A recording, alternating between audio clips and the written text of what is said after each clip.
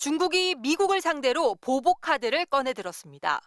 미국이 중국에 추가로 34%의 상호 관세를 매기자 중국도 모든 미국산 수입품에 34%의 추가 관세를 부과하기로 했습니다.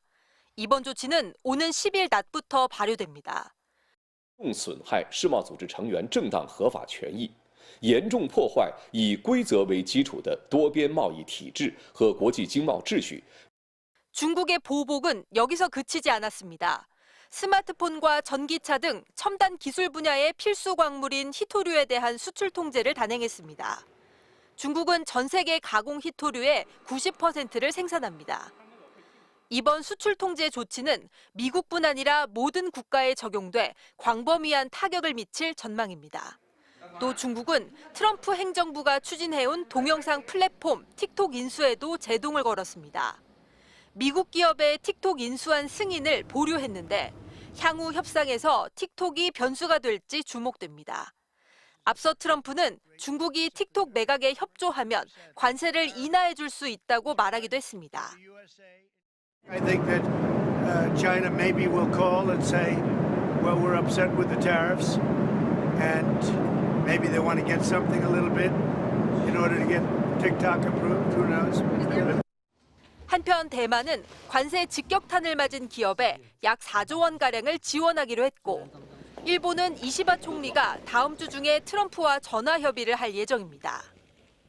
상호 관세 시행은 미국 현지 시간 9일부터로 협의할 시간은 이제 닷새 정도 남았습니다. 상호 관세에 적용을 받게 되면 한국 대미 수출품의 관세율은 25%까지 올라갑니다. MBC 뉴스 장유진입니다. 밤새 뉴욕 증시는 이틀 연속 폭락했습니다.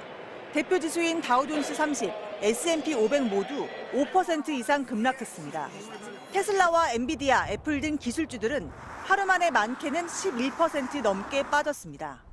특히 우리나라 국민들이 대거 투자한 종목들이라 허탈감과 두려움을 호소하는 목소리가 컸습니다. 트럼프 대통령이 발표한 일방적 상호 관세의 후폭풍인 셈입니다. 원달러 환율 역시 어제 헌법재판소의 파면 결정에 단숨에 32원 넘게 하락했다가 밤사이 다시 거의 원상태로 급등해버렸습니다. 미국 연방준비제도의 파월 의장은 관세 여파로 인한 성장률 둔화와 인플레이션 상승을 우려했습니다. While uncertainty remains elevated, it is now becoming clear that tariff increases will be significantly larger than expected. 전 세계에 부과되는 10% 기본 관세는 우리 시각 오늘 낮부터 발효됐습니다. 여기에 반도체와 의약품에는 조만간 관세율이 추가로 공개될 예정입니다. 우려되는 건 미국과 중국이 강대강, 관세 전면전으로 치닫고 있다는 점입니다. 경제 성장의 86%를 수출에 의존하는 우리에게 피해가 고스란히 닥칠 수 있습니다. 현재 우리가 수출을 가장 많이 하는 1위 국가는 중국, 2위는 미국입니다. 한국은행은 미중 갈등이 심해져 무역이 원활하지 않을 경우 한국 수출이 최대 10% 감소할 것이라고 분석했습니다.